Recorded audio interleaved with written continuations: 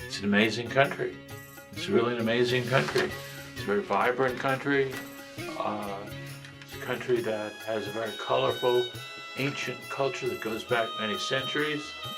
I was impressed by both the juxtaposition of modernity and development, along with ancient ruins and historical monuments.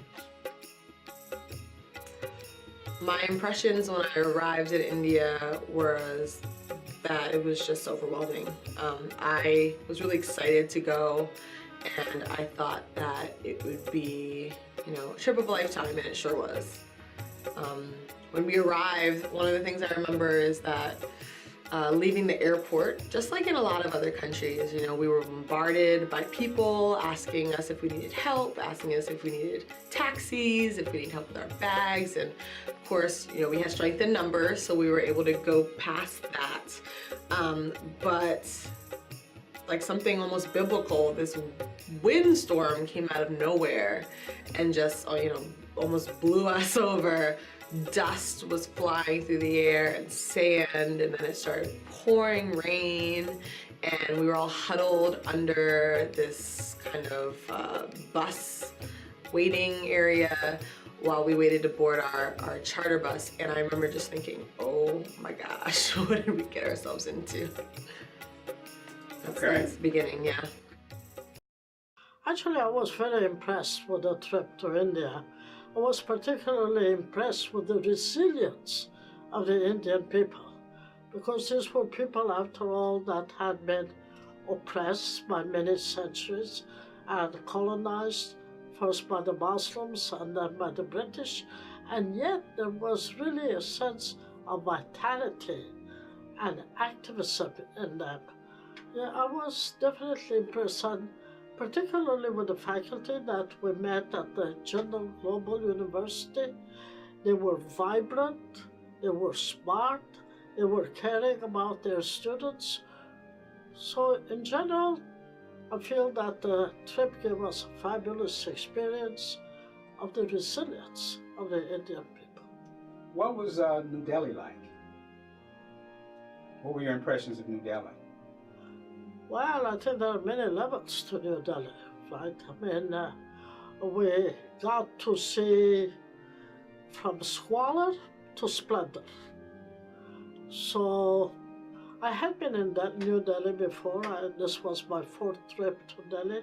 And I have to say that every time that I go to Delhi, I really enjoy it. But yes, there are magnificent buildings, high-rises even, great luxury. On the other hand, you have people who put their tarps on sidewalks and live under those sidewalks. Delhi also had a particular problem this time with their collection of trash. So that was sad to see.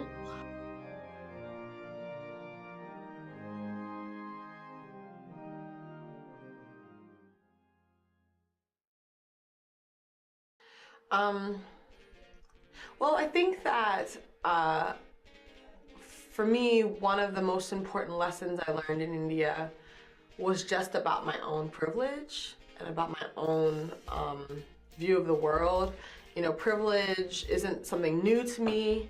It's something that I've thought of, for many years, and that I've tried to help students understand their viewpoint as they learn about, culture, as they learn about history, as they, as they use information. They have to understand their own positionality.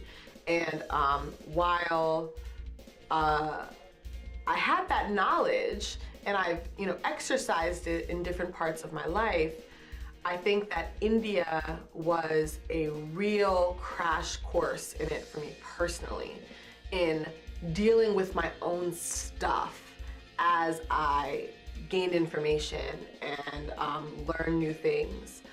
How do you do that when you're physically uncomfortable? How do you do that when you feel afraid? Sitting in a classroom or in front of a computer and doing research is a different experience, of course. You're physically safe. or you're in a place where you feel comfortable. And maybe it's easier to step past your boundaries of what's comfortable mentally and emotionally when you're physically comfortable.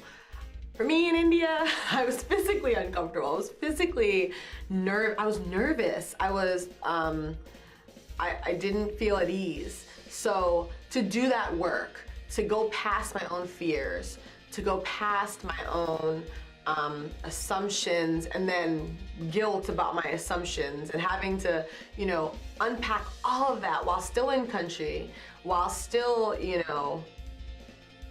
dealing with all of the awkwardness of India, was a really hard lesson for me.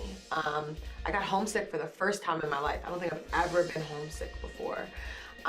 So I think that I brought back, an understanding that that work can be really difficult, even for the people sitting in front of their computers, sitting at home, sitting in a classroom where they're comfortable.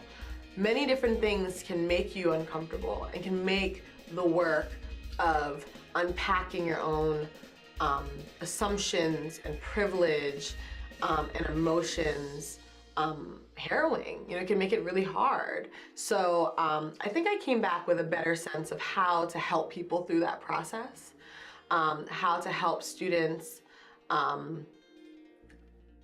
use all of that in how they learn and how they build knowledge for themselves. I think I also learned more about how students in other parts of the world think about education, how they learn. That has a direct impact on the work we do here at Montgomery College. We have students from all around the world that we work with every day. Students who maybe attended all of their, previous education in other countries.